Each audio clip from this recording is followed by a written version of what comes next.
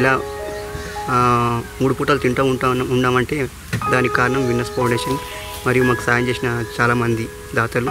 వాళ్ళందరి కుటుంబాలు బాగుండాలి, వాళ్ళ కష్టైశ్వర్యాలు కలగాలని కోరుకుంటూ దేవుడు వాళ్ళని చల్లగా చూడాలని కోరుకుంటూ సెలవు తీసుకుంటున్నాం. అందరికీ నమస్కారం సార్.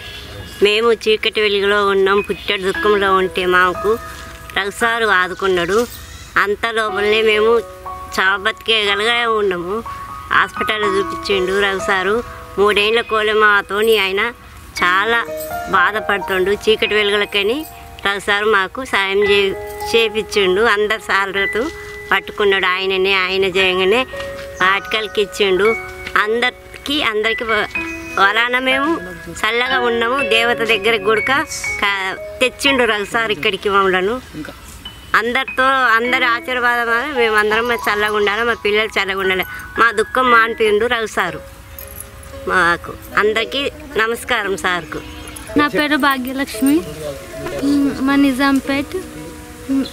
మేము చాలా కష్టాల్లో ఉన్నప్పుడు రఘుసార్ వచ్చి మాకు హెల్ప్ చేసిండు. మా చాలా ఇబ్బంది ఉన్నప్పుడు మా ఇంట్లో అందరూ వికలాంగులే. మా అమ్మ వాళ్ళు 4, మా అన్న కూడా వికలాంగులే. నా ఒక్కదాన్ని, రాజు 2 బాగున్నారు. మాకు ఇల్లు మొత్తానికి కూలిపోయే స్థితిలో ఉన్నప్పుడు సార్ వచ్చి మాకు హెల్ప్ చేసి ఇల్లు కట్టిస్తున్నాడు. అందులోని ఇప్పుడు మాకు ఈ టెంపుల్కి తోలుకొచ్చి మాకు చాలా ఆనందంగా ఉన్నాం. ఏడుపాయల దుర్గమాత దర్శనం చేయించిండు, చాలా ఆనందంగా ఉన్నాం. నా పేరు రఘు ఆరికపూడి. నేను BDL employees social organisation winners foundation ప్రెసిడెంట్గా ఉన్నాను. గత 2.5-3 సంవత్సరాల క్రితము మేము బడిబాట అనే కార్యక్రమం చేస్తున్న సమయంలో సాక్షి విలేకరి మన సంపత్ కుమార్ గారు ఒక మాట చెప్పున్నారు. అదేంటంటే, ఇక్కడ నిజాంపేటలో ఒక దివ్యాంగుల కుటుంబం ఉంది. ఒకే కుటుంబంలో 4 అంగవైకల్యంతో ఉన్నారు. వాళ్ళకు సంబంధించినటువంటి చాలా ఇబ్బంది పడుతున్నారు. వాళ్ళు ఆహారానికి కూడా లేక తిండికి కూడా ఇబ్బంది పడుతూ ఉన్నారు. కాబట్టి వాళ్ళని మీరు ఏదైనా సపోర్ట్ చేయగలిగితే బాగుంటుందని చెప్పడం జరిగింది. ఆ నేపథ్యంలోనే మేము జూన్ దాదాపుగా 2018 జూన్ 2 జూన్ 3 అనుకుంటా, ఆ టైంలో మేము వాళ్ళని వెళ్ళి కలవటం జరిగింది. కలిసిన నేపథ్యంలో వాళ్ళని చూసినప్పుడు ఒక చీకటి కొట్టులో ఉన్న పరిస్థితి మేము చూడటం జరిగింది. తక్షణమే ఇంటికి మొత్తం అంతా కూడా అది ఎప్పుడో పురాతనం కట్టించినటువంటి ఇల్లు కూలిపోయే పరిస్థితిలో ఉండే ఆ ఇంటి మొత్తం అంతా కూడా వైట్ వాష్ చేయడం జరిగింది. అప్పటి నుంచి కూడా వాళ్ళకి కావాల్సిన ప్రొవిజనల్స్ అన్నీ కూడా ఏవైతే నీడ్స్ ఉన్నాయో అన్నీ కూడా ఇస్తూ, అలానే వాళ్ళు అసలు ఈ జెనెటిక్గా ఏ సమస్యతో వాళ్ళు సఫర్ అవుతున్నారని తెలుసుకోవడం గురించి నిజాం ఇన్స్టిట్యూట్ ఆఫ్ మెడికల్ సైన్స్లో వాళ్ళందరినీ కూడా తీసుకెళ్ళి చెకప్ చేయించడం జరిగింది. వాళ్ళు ఒక దాంట్లో ఏంటంటే జెనెటిక్ ప్రాబ్లం అనేది రెక్టిఫై అయింది డాక్టర్ రిపోర్ట్లో.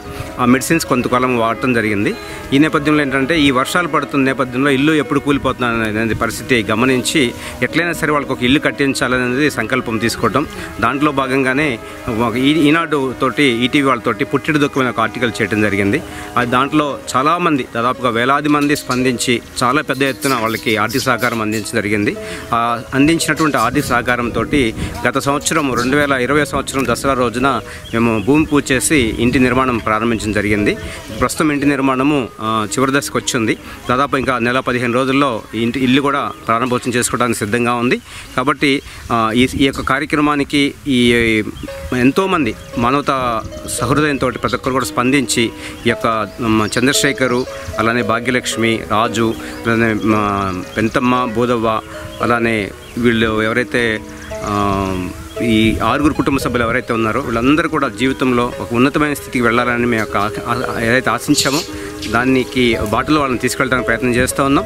రేపు ఇంటి నిర్మాణం పూర్తి అయిన తర్వాత వాళ్ళకి ఒక ఉపాధి కల్పించడానికి కూడా ఒక సెల్ఫ్ ఎంప్లాయ్మెంట్ కింద ఒక షాప్ కూడా వాళ్ళని కేటాయించడం జరుగుతూ ఉంది. దాదాపు ₹1,00,000 వ్యయంతో ఆ షాప్లో వాళ్ళు రెగ్యులర్గా ఇన్కమ్ అనేది డెవలప్ అవుతుంది. తద్వారా ఏంటంటే వాళ్ళు బయట ఇతరుల మీద ఎవరి మీద ఆధారపడకుండా వాళ్ళందరూ వాళ్ళు ఎదగడానికి అవకాశం ఉండే విధంగా సపోర్ట్ చేయబోతూ ఉన్నాం.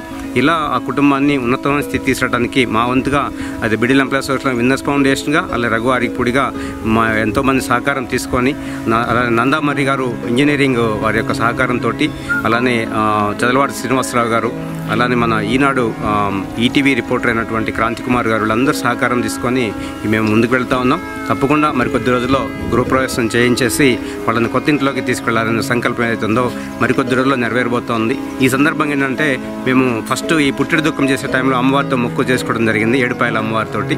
ఆ మొక్కు మాకు ఏదైతే ఉందో అమ్మ అనుగ్రహించి వాళ్ళకి దాదాపు 20 లక్షల రూపాయలు పైగా ఆర్థిక సహకారం రావడానికి సహకరించినటువంటి అమ్మకి ఆశీస్సులతోటి జరిగింది. కాబట్టి అమ్మని కృతజ్ఞతగా దర్శించుకోవాలనే నేపథ్యంతో ఈ రోజున ఏడుపాయల అమ్మవారి వనదేవత దుర్గాభవాని అమ్మవారిని దర్శించుకొని అమ్మ ఆశీస్సులు తీసుకొని ముందుకు వెళ్తా ఉన్నాం. ఈరోజు దర్శనం చాలా బాగా జరిగింది. ఈ కుటుంబం అంతా కూడా ఎప్పుడు కూడా ఈ దర్శనంకి వచ్చిన పరిస్థితి లేదు. ఆ కుటుంబం అందరిని తీసుకొచ్చి అమ్మ దర్శనం చేయించేసి రాబోయేటువంటి రోజుల్లో వాళ్ళందరి కుటుంబం ఉన్నతంగా ఎదగడానికి కావాల్సినటువంటి అనుగ్రహం ఇవ్వాలని చెప్పేసి అమ్మని వేడుకోవడం జరిగింది.